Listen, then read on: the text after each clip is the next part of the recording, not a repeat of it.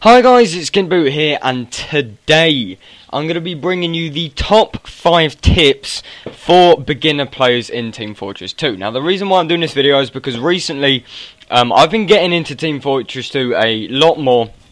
I mean I've always played it, but I've never actually gotten into it and tried out a lot of different things and kind of taken it seriously. Whenever I did play it, I sort of played it for a bit of a laugh. I didn't really care. I just kind of shot some stuff up and then left it. I left after about half an hour. But recently I've been playing it a bit more.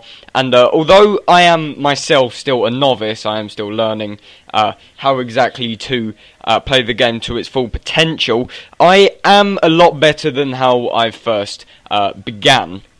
Now, when I first began, I was playing it on the computer downstairs at a lot lower frames. Now I have my new computer. I can play it at my own will with nice frames. And all I did was kind of play sniper and camp, and I didn't really know much about it. But because I'm still learning myself, and also because there's a load of new people who come to Team Fortress 2 every day, because it is a free-to-play game. It's very popular on Steam. It's a very good game.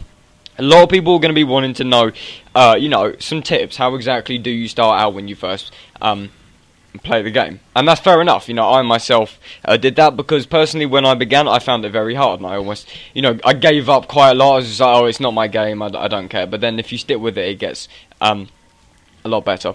So the first point is to know your maps. This is actually very important. Now, this is more important for certain classes than others. For example, if you're playing heavy, you'll probably not need to know where health is. You will need to know where ammo is, though. And also, you should have a medic behind you at all times. But if you are, for example, a spy and a scout, you will need to know where health is. A lot of times when I've been playing scout, I've been, jumping around the place, getting a couple kills, but taking a lot of damage. And also, if you're running away, if you don't exactly know where you're running to, that's going to be a negative part on your side. But if you know where the health is, especially as scout and spy, you can make a quick getaway and then actually navigate to where the health is. That means that you can get health and then get back in the fight without losing where it was that you were fighting. This does also apply for spy, as I said, because when you're invisible and you're backstabbing people, eventually you're going to get seen and you might get burned or you might get shot a couple times, and you're going to have to run away, cloak yourself, and need to find health. I think it's a little easier with spy considering you're invisible, but nevertheless it's very good to know your maps. And it's just like any game, to be honest with you. Any FPS, you need to know your maps. Like, Call of Duty and all those games, because you need to know where the good spots are and, where not to go. This shouldn't take too long, but it is very necessary to your kind of career of playing Team Fortress 2. Now the next point is to know your class limits. I saw this on a couple other videos and I thought it was a pretty good idea, and I did want to include it as well because I completely agree with it. For example, most new players usually pick heavy. It seems to be like, the most overpowered class. He takes those bullets, he's got a massive minigun, it's pretty badass. That or scout, for example. A lot of people play scout when they're novice because it's the first class. But you need to know your class limits. For example, if you're playing heavy, don't think you're this massive brick wall that cannot be destroyed whatsoever. Don't think that if you're going to be on the cart playing as heavy, you're going to, walk straight in, everyone's going to, try and shoot you, but they're just going to melt in front of you because of your minigun. And don't stand out in the open. I've seen loads and loads of heavy players who simply stand out in the open spraying. That is bad for so many reasons. First of all, it's super easy to get backstabbed by a spy. If there's nothing behind you and you're standing still, a spy is going to stab you in no time, especially a heavy who moves very slowly. But what people don't understand is that a heavy can actually be taken out very easily by 3 classes. Well, any class, to be honest with you. But I think the top 3 that can take them out the easiest are definitely soldier, scout, and spy. I said about spy, backstabbing them if they got nothing behind them and they're standing in the middle. A soldier, if they get most of their rockets on you if they aim at your feet, and then if they have like a knockback effect where you fly off, you're going to take some fall damage, you're going to die pretty damn quick. Also with a scout, because the scout is quite fast, scout can use its speed to its advantage, and for example, keep running around, in circles or dodging around, because the heavy is quite slow. He's obviously going to get killed. So know your class limits. It's the same with spy. for example. Don't think that you're completely invisible and no one's going to see you. You're going to get like 8 backstabs in a row. That's not going to happen. The majority of the time, when you're disguised, you will just get shot at because, you know, people are suspicious or they just shoot their teammates in general just to see if they are spies, and half the time you will die. It's the same with any class whatsoever. Don't think that just because you play sniper, you're going to hit every single headshot, and don't run in with a sniper. You know, you have to sit back. You have to play the classes as they're intended to be. Same with medic as well. Don't run in with the uber saw or the little crappy like syringe gun. You actually have to stay back and heal teammates. Right, next point is the fact that you don't need to rush out to go and buy weapons and cases and hats and skins. You don't need that. I know a lot of, you know, new players, when they play Team Fortress 2, they see all these people with their like flashy launchers and flashy skins and flashy hats and so forth, and they often feel pressurized to go and buy one of those things. Now, I have the premium DLC because I bought a key for a case because I had a bit of money left over that I got for my birthday on my Steam wallet, so I thought I might as well, because I needed to get some more inventory space, so I did that. But people think that the stock weapons are actually bad. Now, they are not bad by any means. I think the best example is probably the stock rocket launcher. It is so good for Soldier. You know, people immediately assume, oh, because it's the default weapon, it's terrible. That is not true whatsoever. The stock rocket launcher is good. It's good for rocket jumping. It's got a fast rocket fire speed. It does good damage, and it also does good splash damage. It's a good all-round gun. You know, same with the scatter gun, and of course the spy knife and the med gun and everything. So don't think that just because you have default weapons that you need to go out and buy more weapons. Don't do that. That is probably the biggest mistake you can do. Fair enough if, you know, you open a case and you get a fancy gun, yeah, fair enough.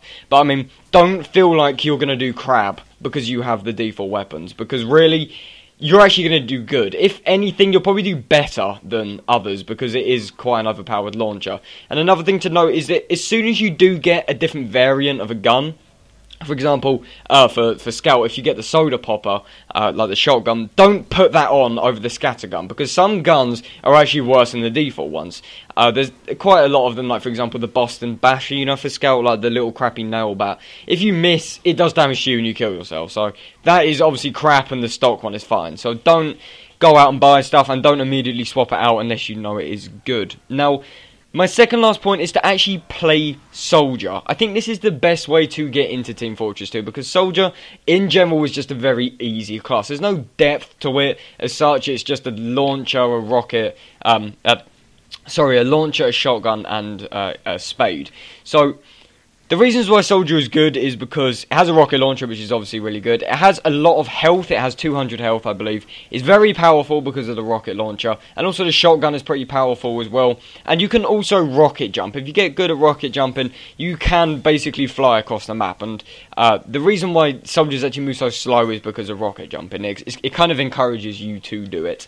But don't, if it's like your first time playing Team Fortress 2, don't go in there straight away playing Spy, or don't run in and play Medic or something. I would personally start off with Soldier. I think it's a very good class to begin with. I still play it now. It's my most played class because I like it. It's good for a lot of things.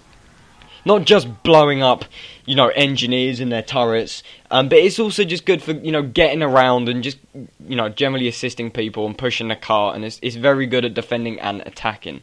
Now, my last tip is to actually never give up. When you first play Team Fortress 2, I can guarantee you will get shit on super hard. I did, I got wrecked.